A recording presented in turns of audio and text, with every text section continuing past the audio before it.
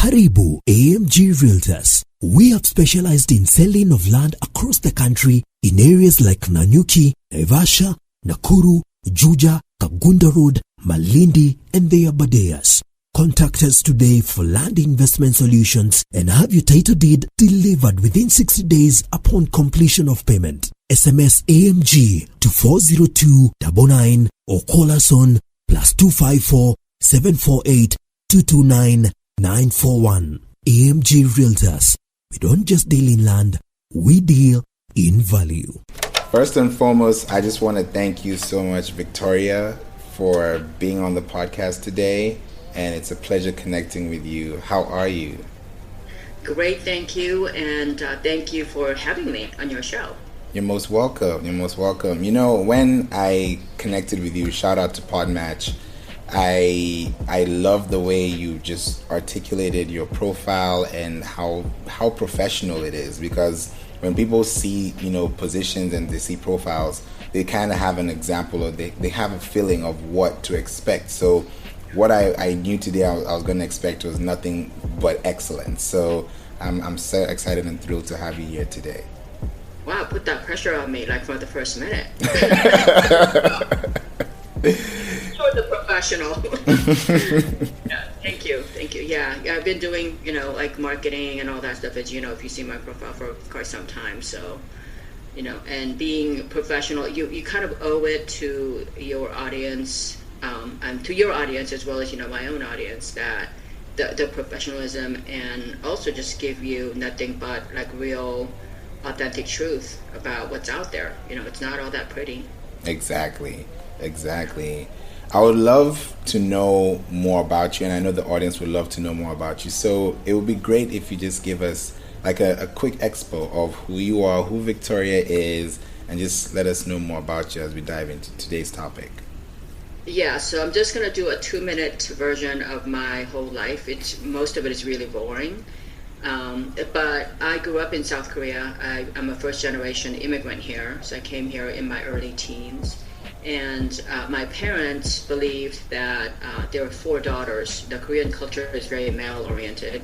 So he had 4 daughters plus 1 boy. The boy was the youngest one. And he felt that the girls would have much more choices in life by leaving South Korea. So, you know, we lived a comfortable life. It wasn't like we were super rich or anything, but a comfortable life, and came to America at a time when America was also going through a lot of civil discord, kind of like what it is now. You know, there was a lot of violence.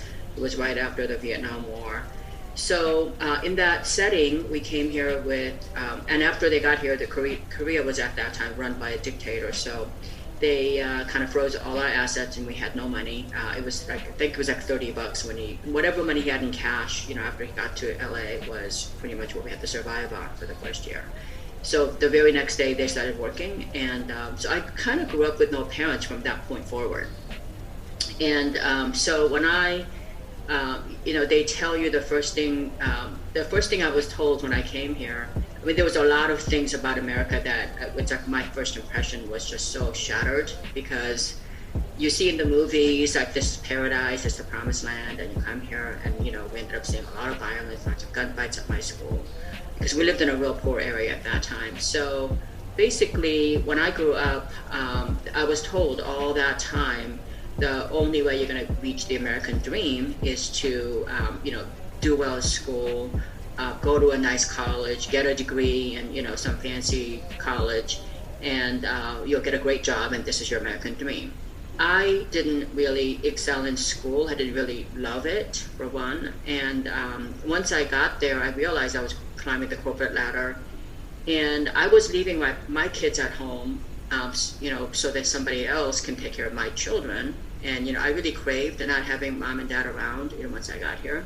So I started a small company to be with my children, because I felt like that American dream at that time was not for me. Like, it was never going to come true. You know, that the dream I saw, the movie version of it, was never going to come true. So as long as I was not going to make any money, and as long as I was always going to be poor, I might as well at least be a good parent. So I started a small company, And that small company, which I actually really worked mostly part-time, I worked about 20 to 30 hours a week around my children's schedule. And as you know from my profile and my story, that company grew substantial, pretty fast. And I ended up with my own TV show. I had a global distribution. My products are today sold in over 35 different countries. And I still spend a lot of time with my children. They're grown now, 29 and 27, and I now have a grandchild. And so, yeah, so I did reach my American dream, let's put it this way, even though I wasn't, not expecting it. Wow. First of all, let me say congratulations. That is a huge, huge, huge achievement, because it's like you saw something from a scope that everybody was seeing, but you took like another lens and added your own vision to it. Yeah, I mean, I think the lesson you learn from that is, I had to redefine my American dream at that. My American dream at that time was, even though I was educated and all that, by that point, that, what was most important to me was being with my children, because that's the one thing I didn't have. That's the one thing that was taken away from me by coming to America. So, but the other thing I want to say, favor is that if you put your mind to it, which is what I did, and I started my company with no money. Everybody I knew was poor. My parents were still working, 2 jobs each, and I wasn't going to go to my parents for a loan. I was going to go to their relatives for a loan. Because that's all they had. So what if I fail? Like, I wouldn't be able to pay it back. And I wasn't going to borrow for my own future or my children's future at that point. So I had to start my business with no money. And I think in the end, that was the best thing that ever happened to me, because I had to find like 50 different ways to find customers and service them. I started a jewelry company with no samples. I had no sample. I couldn't make a sample. I didn't have any money. So, yeah. Wow. That's the power of believing in yourself and doing your homework and hard work. Yeah, 100%. Because, when we think about entrepreneurs today, most of the time they think that we need to have capital to make income. We need to have investors to build a fortune.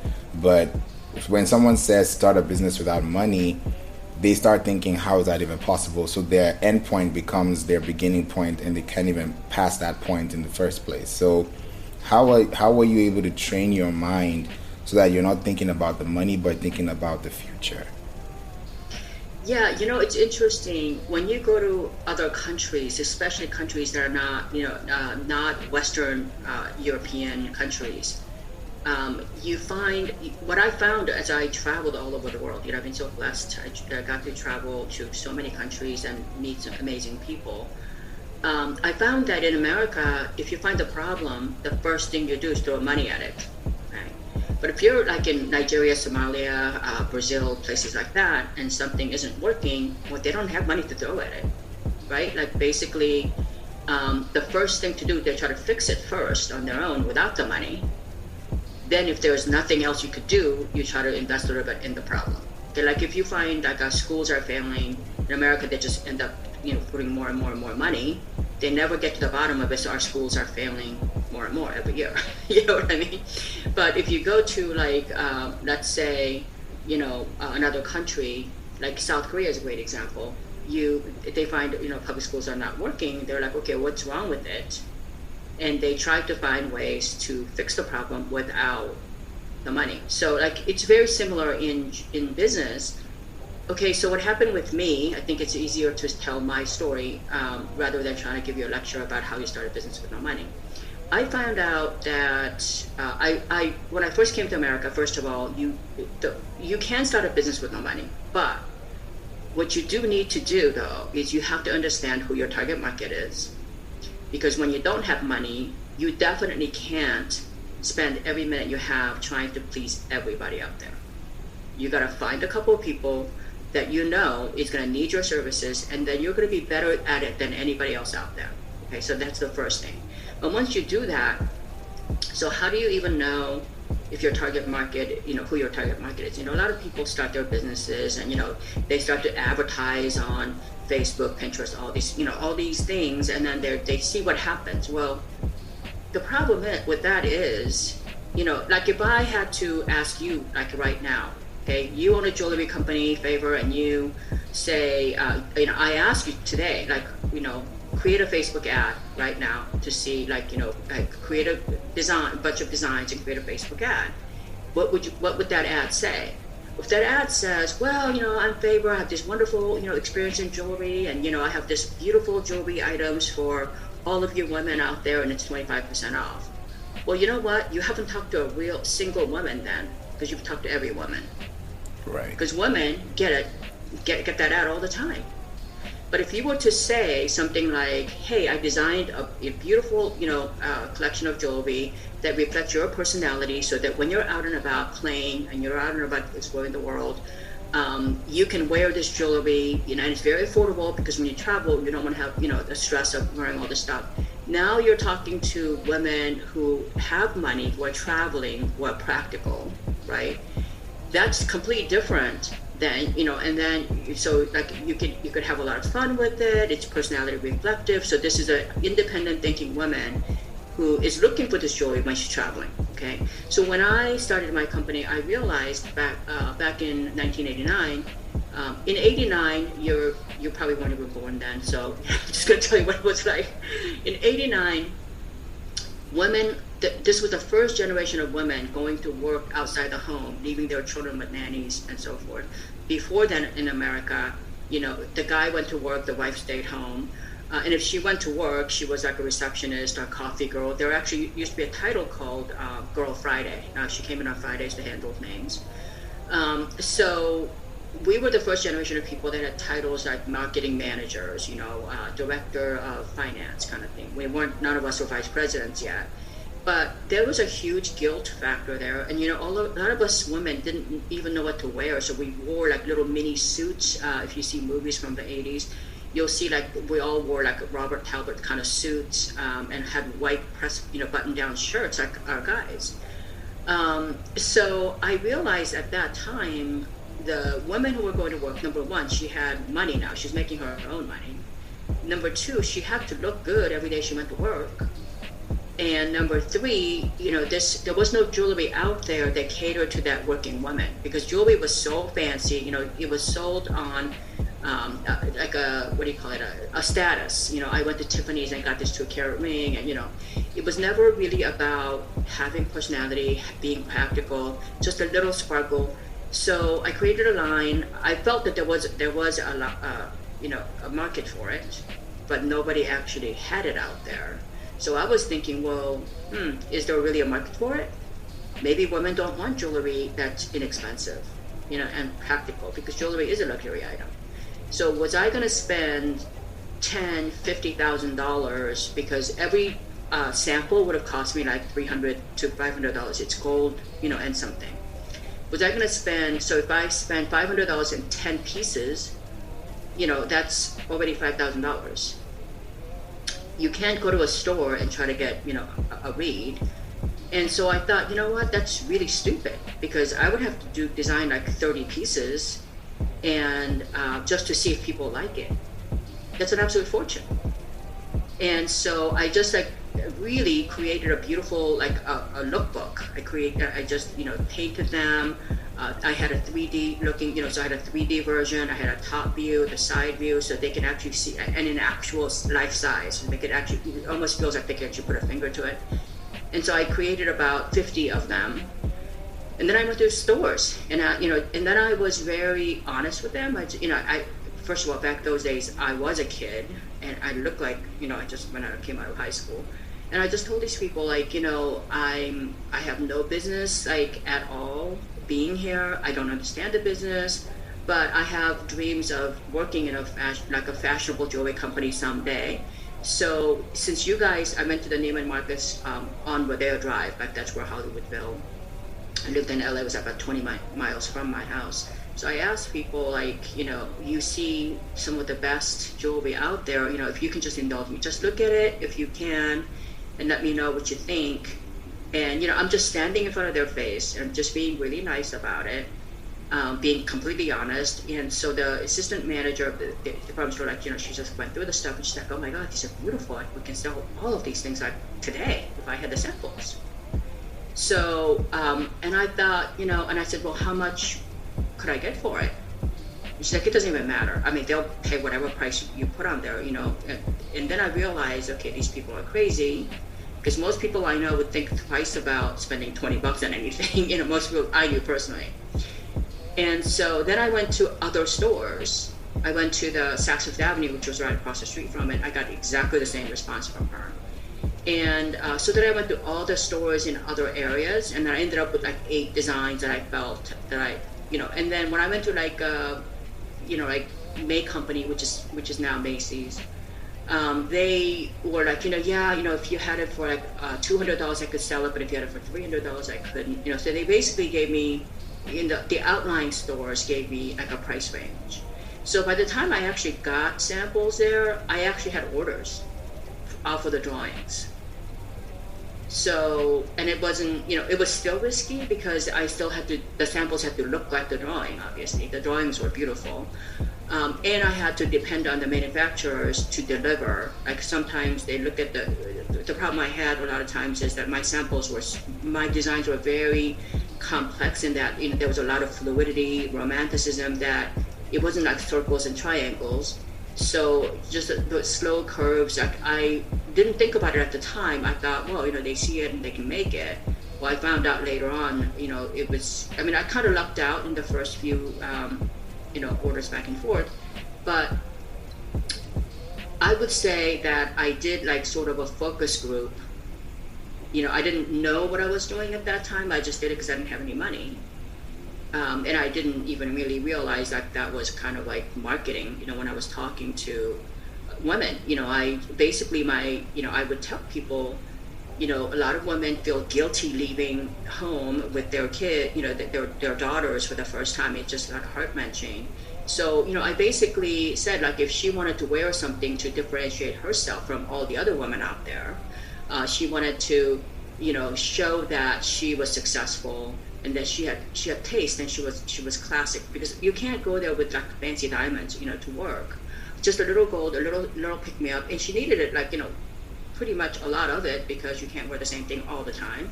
And then when you're done with it, because it's high quality and it's very personality reflective, that you could pass it on to, it's high enough quality, you could pass it on to your daughter, like, for an heirloom piece.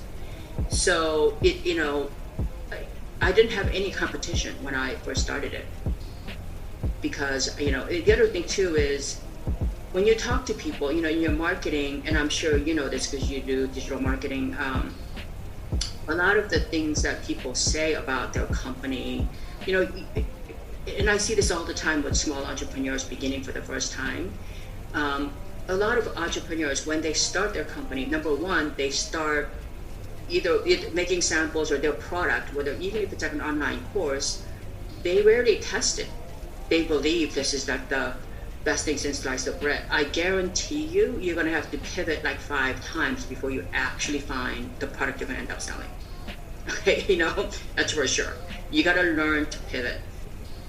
Number 2, a lot of times you think, oh my God, if you're a digital marketing agency, I'm dealing with all these mega marketing agencies, or you invent like a new type of, soft drinks, and you're like, I'm dealing with Coca-Cola or whoever. Maybe you're a chiropractor and you say, like, I'm starting new, I don't have any customers. So you start to, on your website, you start to talk about yourself, your experience. Let's say you're doing hardwood floors, there's home decor, like a home improvement's huge.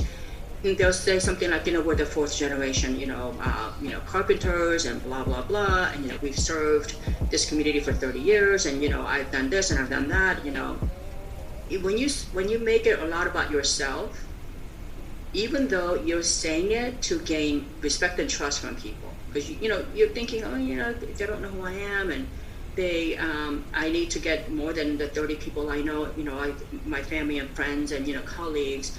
How do I get the 3,000 people?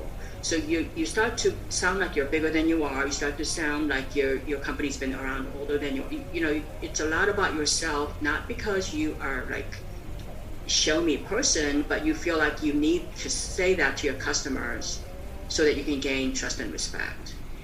And I say be very careful, because instead of doing that, if you say something like, so let's say we're talking about hardwood floors and somebody comes in and it's flooring, comes in and they're checking out all the websites. They're tired of in COVID times going from a store to store to store to see if they have, right? So even if they're going to go to a physical store, they're going to still research the category on the internet. So when they say, we're the fourth generation, and then if everybody says it, they're like, oh my God, like how many fourth generation people are out here, right? But if you said something like, hey, if you've been, if you're exhausted looking for flooring options for your home, if you've been considering wood floors and you're confused with the plastic, the veneers, the natural wood, all the benefits of it, if you want to know how much these things cost, then you've come to the right place. So now instead of saying we, I said you.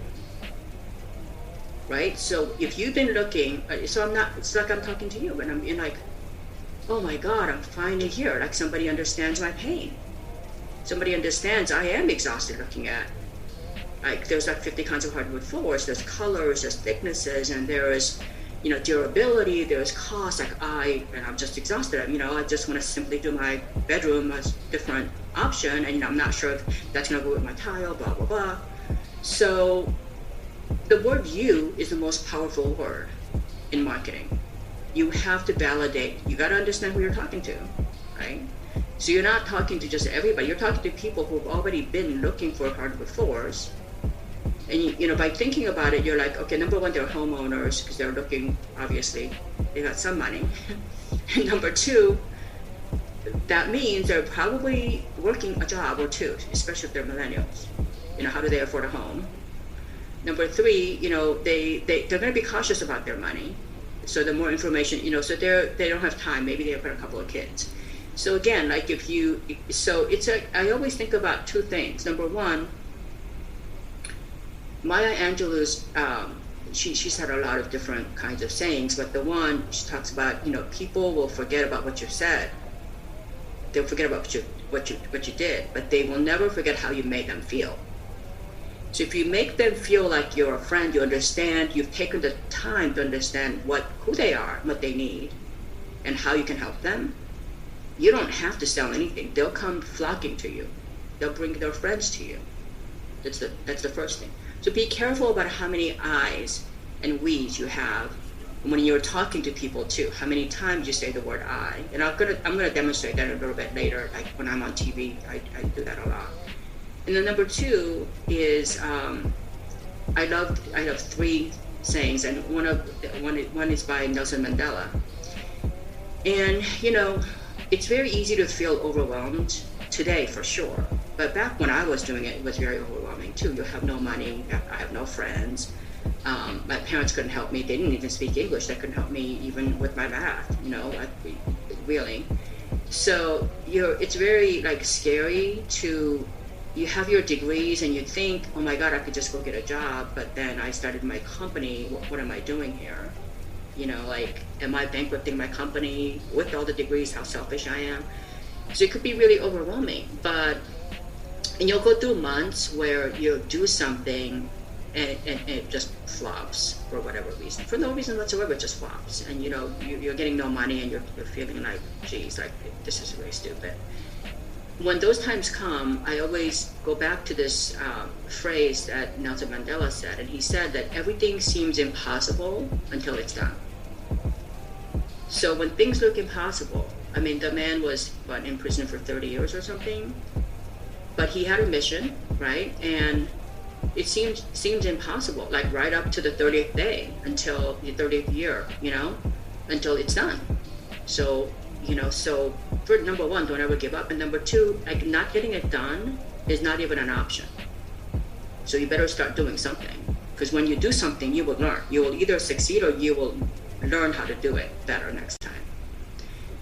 So that's, pretty much how you start a business with no money, and That's kind of deep. like gets what you want. That is so deep. I feel like someone that has probably just been sinking and just listening quietly and just taking it all in, because when you hear successful entrepreneurs and businesswomen like you who are doing this decades on decades, it's like there's one simple formula that people tend to forget, which is consistency. And especially in today's time, there's a lot of imposter syndrome. Like, oh, what if they don't like it? Oh, is this color too bad? Is this font too big? They're so over analytical on what they're doing. And like you said with the quotes, one of the favorite quotes I also got to see is that people underestimate how much they can do in 5 years, but they overestimate how much they can do in 1 year. So it's like they don't understand how those two should work together, but at the end of the day, that consistency comes in. So somebody who has that imposter syndrome and wondering what do people think, especially like you said, with no friends, with no associates, how do they stay in the lane, knowing that their goal is to make sure that they can spend time with family, have passive income, and they can enjoy their life that they deserve because they worked hard for it. Yeah, and I think here's the other thing too, Favor. I think that when in this day, you do need analytics to run your business. You do need to know how much money you're making versus how much money you're spending. But I would, where I come from in South Korea, I wouldn't say it's all South Korean culture, but at least in my family and in the little village that I came from, we don't define success by how much money you have or how famous you are. You really define a success by lots of things. The first thing is your health. If you don't have any health, you can't, it doesn't matter how much money you have, you're just gonna die. And you're dying slowly or you're dying fast, either way. Number two is the quality of relationships you have. So all the money you have no friends, and you have no good cause, and you're just living an unpurposeful life. That it's unfulfilling. So quality of your relationship, especially with your parents and your children and people who are close to you, because they will eventually lift you through everything that life has to offer. Life is full of surprises that we don't expect, and that's what makes life beautiful. Our ability to come through those events. And then the third thing is wisdom. It's like wisdom, almost like a moral compass. Your ability to have a spine, or more, what do you stand for? Your ability to know what's right or wrong, and you have instinctively. There were so many times in my life, like my business is pretty huge. I've done over $500 million, and in that time, there were so many pressures by corporate America, because most of my customers are businesses, to reduce the quality a little bit. Like nobody's going to see it, if you use tanzanites that are grade instead of AAA, use AA plus, or things like that, because we're selling over 1 million pieces of jewelry a year. So if I could save $2, I'd make $2 million off of it just by looking the other way. My thing is like, no, because the reason why my business is here at all is because those people trust me, and they trust me because I've never lied to them. And even if they can't see it, I can see it, and it bothers me. So no, I'd rather not make the money. Like if I know that if I'm gonna do it, if I'm gonna say I've had to reduce the quality a little bit, I'm gonna say it on TV. I'm gonna say it that hey, like this year, this month, I couldn't find the better quality, and so it's not the same as last year, but it is lower price. So, I'm not gonna lie to them ever. So I think that wisdom is, that same thing with like your personal relationship as well. So the ability to, it's hard when the bigger the stakes, that it's harder it is to have that wisdom consistently. And then the fourth thing is consistency. And then the last thing is money. The money does make things easier. Money does make it easier for you to help other people. Yeah. It does make it easier. It buys you a little bit of sanity and a little bit of stress relief, so that you can enjoy that time with your family. So I think I was lucky that I was kind of grounded in that way. And I think that entrepreneurs sometimes, if you're only looking at numbers and you're looking at customers as numbers, and when you're placing ads, for example, you say, oh my God, Facebook has horrible return rates, and you're gonna blast like 100,000 people so you can get 1,000 people to buy something from you. You gotta know, you're better off knowing the 100 people that you know who they are, rather than playing those numbers. Yeah. So, my thing is get to know them, and you don't have to be perfect. America, as you're an immigrant, I am, and I'm not sure if you agree with this or not, but one thing that I do know about America is like they'll give you a fair shake if you don't have to be perfect. In fact, Americans hate perfect people. You know what I mean? There's no perfect people. We are old enough, wise enough to know there is no perfection. This is part of our journey to improve ourselves. So America actually will give somebody who's trying their hardest to please you, to please them, even if they're not perfect, and even if they're a little bit more expensive. If you got a heart-wrenching personal journey, you're trying hard to feed your family, you're trying hard to please them, they're going to give you a fair shake. Maybe they won't be like buying everything from you, but they'll say, you know what, I have a chance to support a local business person who is literally trying his rear end off, and he's not much more expensive. I'd rather give him the money. Okay, it's full of they root for the underdogs. They root for the guy who tries their hardest. Now, if you try hard and you're 300% more than everybody else, they can't afford to support you. You got to find a better way to serve them. Mm-hmm. But I would say if you're authentic and you've got an amazing story, and storytelling is huge. So I just want to say this: when I'm on TV, here's an example of what happens. Like successful people who are on TV, when you're on TV, we're judged on dollars per minute. So we have to pay you so many dollars. It's several $1,000s a minute, every minute you're on. So this is why most people who are on TV pitching something, they last like 2 shows, if that.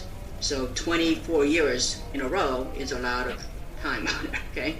So usually, people you always know who's gonna last a long time or not. Because some people will come on, they're so let's say they're selling jewelry, and the person before me comes on and says, oh my God, I'm so happy to be here, I'm just so happy that spring is here now, and that we can go out and celebrate finally. As a matter of fact, I was over at the Oscars the other night, and and I was bombarded with people commenting on my jewelry, and I designed this and I won this award, and I did all of this work, stuff, and I traveled. I was on a yacht, and people were just all over the place over me, and it's like $2 million piece of jewelry, but you could have it today for $200. Okay, so that's one way to do that, by telling. I did probably exaggerated a little bit, but a lot of people actually say something kind of like that, they want to establish themselves, they won awards, stuff.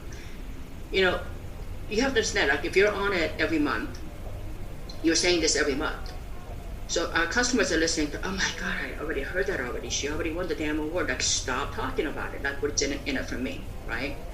So I would come on and I would say something like, hey guys, it's so beautiful outside. I can't wait to see you guys go out there and actually meet your girlfriends for the first time in 2 years. And when you do that, you can just have a little perk me up. You don't have to break your bank or anything, a little perk me up, little something, to permeate your optimism and your personality like you used to. And you know what? I don't know about you, but I love nature and all these, because nature is still beautiful. Mother Nature is the master artist of all time.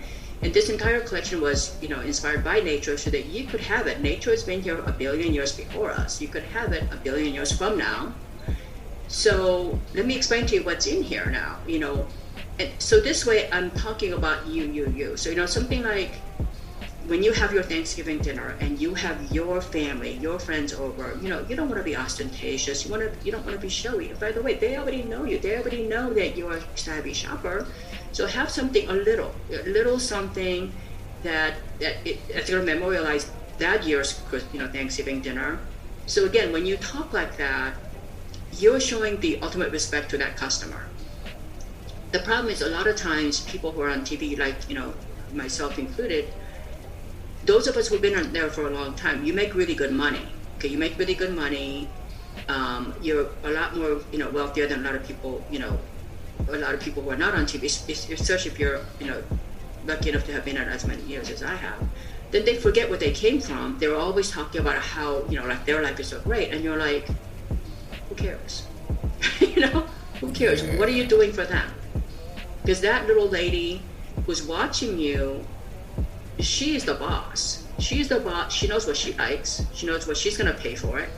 She knows who she's going to buy it from, right? Mm-hmm. So again, going back to understanding who your target market is, how you message them, and how you emotionally connect with her. Because you have to have millions of people fall in love with you first, then your product. Then you don't have to do a whole lot. Did you know that I've done over $500 million and I've spent like less than $10,000 in advertising in 33 years. Wow. Yeah. That's a blockbuster. Yeah, it's not organic. So.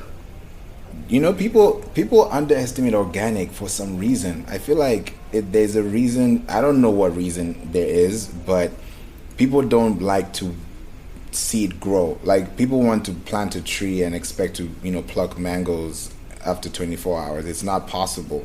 But people want that longevity, but they don't see that longevity as patience, as practice, as repeat and rinse, rinse and repeat, testing as well. Yeah, well, Favor, I think I know the answer, because people I don't think they underestimate organic. I think they don't understand it.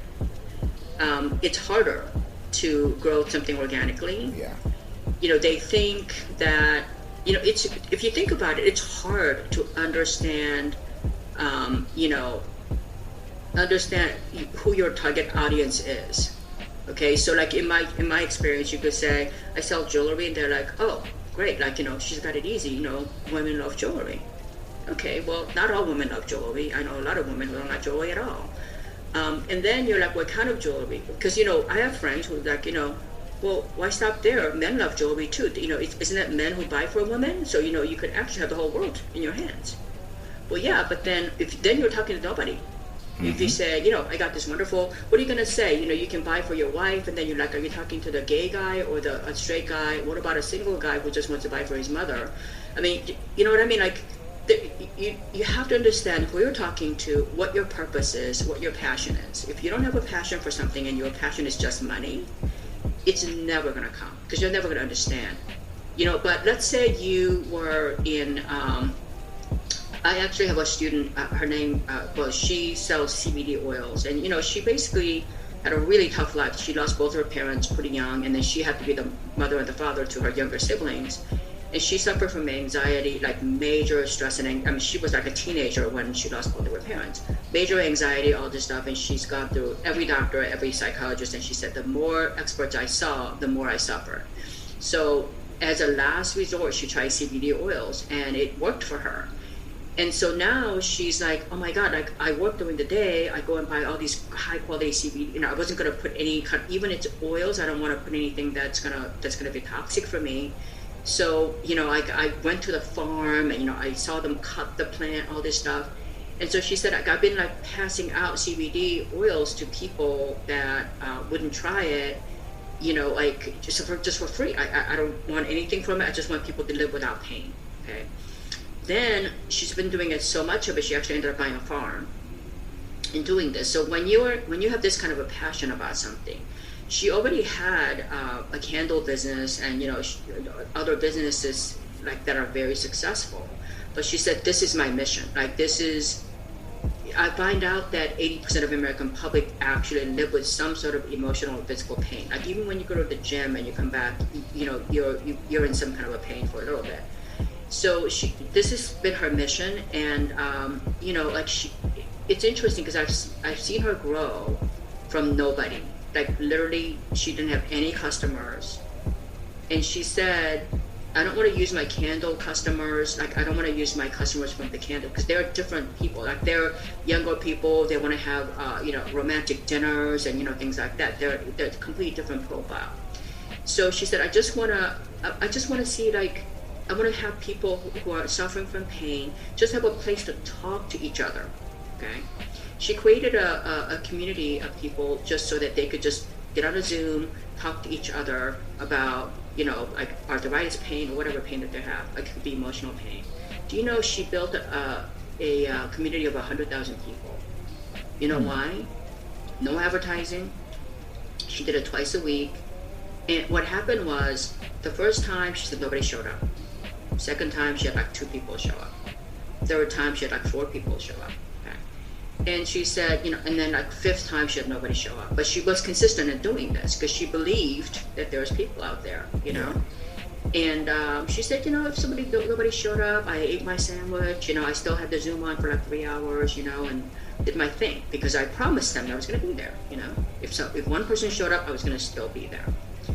So after she got 400 people, she ended up getting, she basically told everybody, hey, we want to share this community with other people. If you know anybody else who might use it, I'm not selling anything.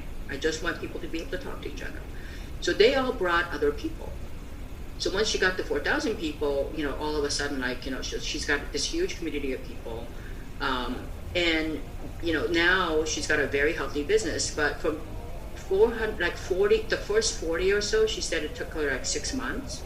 But from there to the next 400 was like 3 months, and from there to like the 4,000 was like 2 months.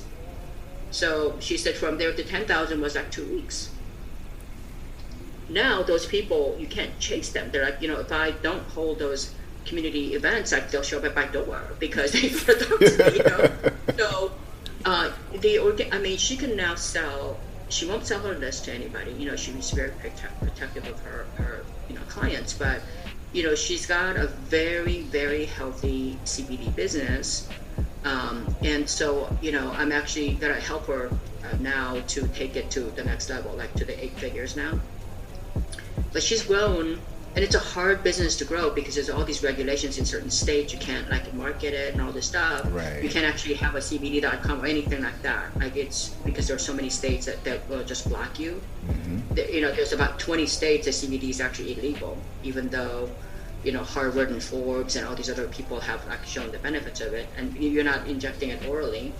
But it's a difficult business, but she's like, what? I'm just not gonna apologize for it. I know there's a market for it, and I know I'm providing the highest quality, and I'm always doing research and all that stuff. She grows everything right here in the United States, in California, actually. So the point I'm making is that jewelry is also very hard. You can go from here to Zimbabwe to, I don't know, Saudi Arabia, China. There's always a Chinese restaurant and a jewelry store in every corner of the world. That's a fact. And so it's heavy competition. And I started my company with no money. It's a business that requires a lot of money to start. You need a safe, you need all this stuff, you need insurance. Started it with no money. I can go through, I'll make it even more simple than that. The people that are now running our lives, we're talking like Google, Apple, Microsoft, Facebook, okay? These are all businesses that started by people with no degrees. None of them have a college degree. And all of them started their companies with under $5,000. Think about that. And in our generation, by the way. That's deep. That's astounding, right? Mm-hmm. It is. That's deep. It's astounding, but it is inspirational. And all of you listening right now, I want you to understand one thing. Somebody in your audience right now could be the next Facebook. That could be the next, Starbucks was started with less than $1,000 by 2 teachers who just needed to grade papers all day. That's a multi-billion-dollar company. They've changed the world. Starbucks is really interesting because I remember a life before Starbucks. It's hard to imagine life before Starbucks, but I do. McDonald's, most of your like diners, like Denny's, chicken places would just give you coffee for free if you ordered a meal. But if you were driving through, it was like 39 cents. Okay. Starbucks comes along, charges $5 a coffee, and there's a line out the door just to buy the coffee. So in their case, they didn't, come up with this, they came up with this product that everybody uses already. But they've elevated the customer experience. You get it your way. And they thought, oh, this is so expensive. Like, everyone's going to come and order their coffee exactly the way they want. Is this guy crazy? Well, maybe he was crazy, but, they're laughing all the way to the bank, right?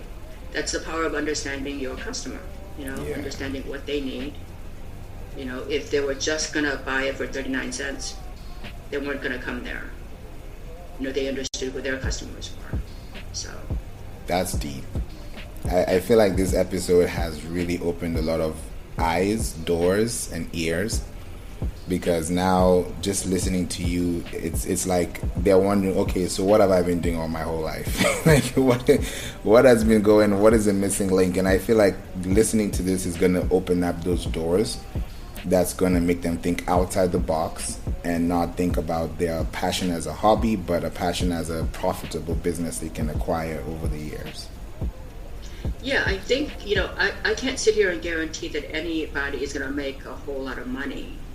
But if you try, your best at try to understand who you're serving, because if you serve other people, they will come, they'll find you, they'll drag in 10 people. Yeah. The last time you bought anything that you like, if you went to a movie and you thought it was going to be a dog, but you went there anyway because everybody made you go, and you're like, oh, I'm just going to go bring my paperwork with me, and I'm going to go there just to make everybody happy. And you go, wow, that was a great movie, and it was only, $5. I'm going, what the heck happened? You tell 10 people, go, oh my God, like, it was great. Or sometimes, like, you'll go, you might be on a trip somewhere. And this happened to me when I was in Asheville, North Carolina.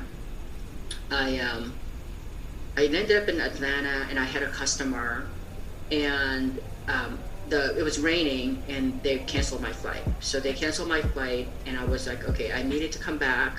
It was like a one-day trip, and they canceled it. So I rented a car, and I started driving. And it was like a 5-6 hour drive. I went through High Point, North Carolina, all these different places, and I ended up in Asheville for the night. And it was interesting because I told my husband I had not been there, and he said, where are you going? I said, I have no idea, but I'm like, right now my hotel is in Asheville, North Carolina. And I said, I have no idea what this place is going to look like, or if they're going to have anything to eat, because I'm pretty picky about what I eat. And I said, I'm not sure, I'm not looking forward to it at all, but I got to tell you, like, I got to sleep somewhere. It's hard for me to drive, in this thundering rain. Ended up in Asheville, didn't even bother, like, looking around. It was pitch black. I got into the hotel, went to sleep. The next morning, I had to drive out. It was the most beautiful place I'd ever seen. And I've traveled a lot of places. I mean, all the streets were cobblestone. It was almost like I woke up in the middle of a Disneyland, like a page, People were so nice. And I said to my husband, you know what? I don't think when we retire, we're coming here. Like, he's like, you're like a major psycho. Like, yesterday you were great, that this morning you're like, we're retiring. You're like, what happened to you? What did you eat for breakfast? Because I think myself spiking, But it was beautiful. And to this day, I tell everybody I meet who's going anywhere near there, you got to stop in Asheville. It is literally like Geneva. It's gorgeous. It's right here in America. I tell everybody. So it's like, whenever in your business, if you completely far exceed their expectations, and they feel like they got great value, they will tell 10 people. They're so proud of discovering this new thing that, this is how companies grow organically. Yeah. So I just want all of you, I don't want you to be discouraged. I know that whenever I speak, I get asked to speak a lot. And when I do, a lot of people have said that my story is inspiring, that I'm an encouraging speaker, things like that. I don't want to be inspiring. I don't want to be encouraging. I want, because inspiring people, encouraging people, they don't end up in action. Okay, only actions will end up in results.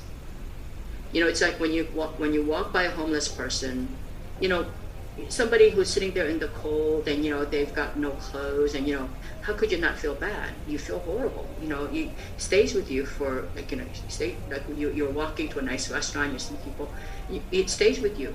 But if you feel bad and you talk to whoever you're walking with, oh my God, that's horrible, did you see that guy, like, I wonder what happened. You talk to him all the time, you go to dinner and you say how blessed we are, all this stuff.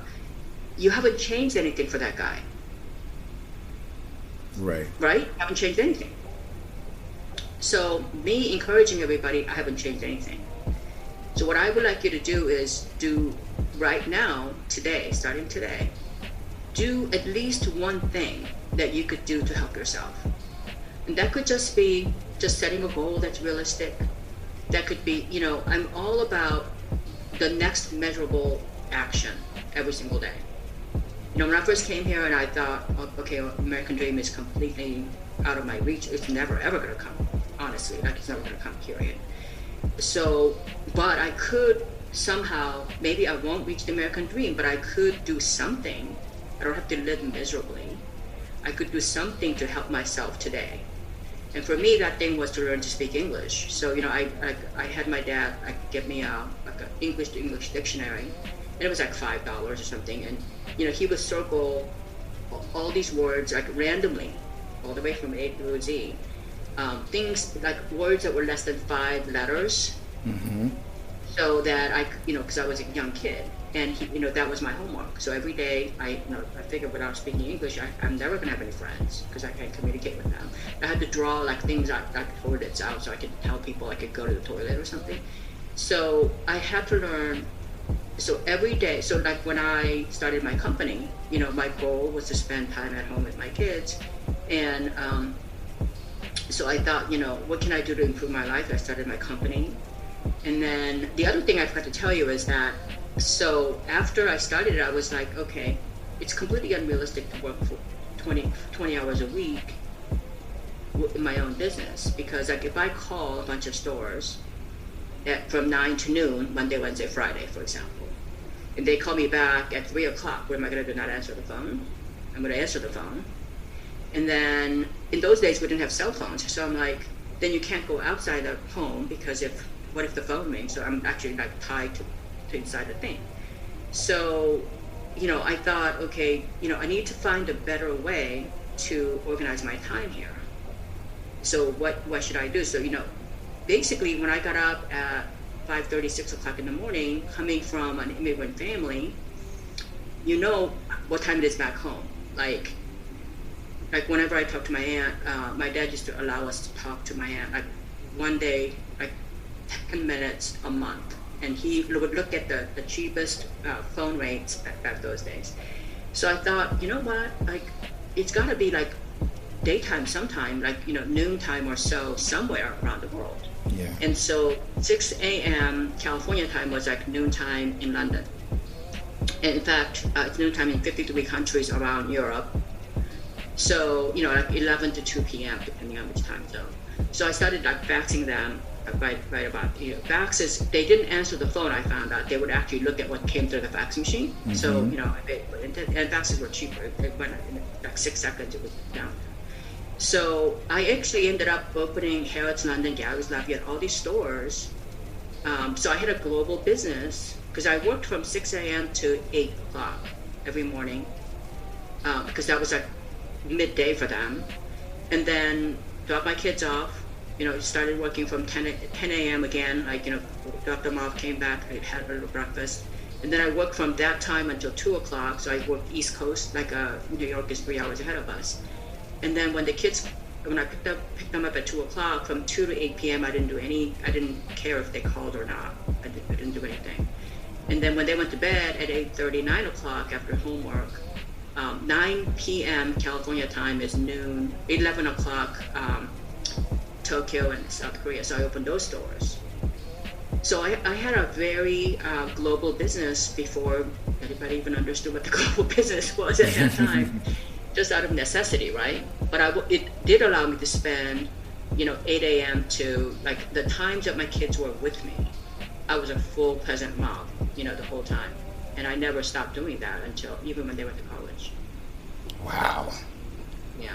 This is beautiful. I feel like people are going to take action after listening to this, and they should, because there's no way you can listen to this for an hour and not be motivated to move. Yeah, the other thing I do is you guys can all come to my website, and you can sign up for the free webinars. I don't do a lot of them. They're very impactful. They're usually like an hour or so, and you do learn to do one thing. Like, you'll see all the titles of the website, titles of the webinars. But I have 2 books that are releasing next year, and I do speeches, and then of course I'm still on TV right now. Plus I have my own podcast. So pretty busy, and I still don't want to work more than 25 hours a week. So, but the webinars are completely free. I don't ask you to buy anything. But these are all the skills that I feel like I had to eventually master for me to build a small empire. So building an empire, you're going to need to master certain skills, especially if you are not going to be like a mega business. Like, most of us who start our businesses start with very small capital. And so what do you have then? Like, I'm really all about risk-free. You can build a business risk-free. I've never really had to take, I live with no debt. Like, I live in a beautiful home, no debt. My business, I've never taken out a loan or anything like that. I pretty much, it's very Asian mentality, like you buy what you can afford, So if I can't pay for something in cash, like, I don't buy it. Right. And I went to MBA school, and they teach you how to leverage your, assets, all this stuff. I'm like, that's great for somebody else, but for me, I want to live a life where if I go somewhere for 2 weeks or 2 hours or 2 years, I don't have to worry about anything. Right. That's, so I've always lived under my means, and which is a kind of a bizarre thing in America. For most of us immigrants, it's common sense, but in America, apparently that's not, popular or trending. Right. Wow. This has been amazing. Thank you so much, Victoria, for all that you've done and what you're continuing to do. And I know a lot of people will get benefits from this. The link will be available in the show notes so that they can be able to quickly access it if they want to tap in and, make sure that they stay connected with you. And if there's one way they can connect with you directly, what options do they have available? Yeah, just go to victoriawieck.com. So it's Victoria, Wieck.com. And you'll get to see my books, my free webinars, and my TV appearances. And you know what? I love people. And I love anybody and everybody. One of the things that I'm really known for is my curiosity. I love cultures. Like, if all you want to do is talk about food or something, it's fine. Like, I love that. I crave that, actually, not being able to travel and getting to know people. But, I just love to connect with you guys, and, just come on over, and, you'll meet some amazing people as well. And, but again, thank you so much for inviting me to, share my story. And I think you're doing amazing work enlightening your audience about all the different ways people have succeeded. Thank you so much. I appreciate it. The pleasure is all mine, and I definitely look forward to bringing you back here so you can let people know more, and definitely I'm sure they're going to reach out to you as well. Thank you. You're welcome. Thank you so much, Victoria. Till we meet again.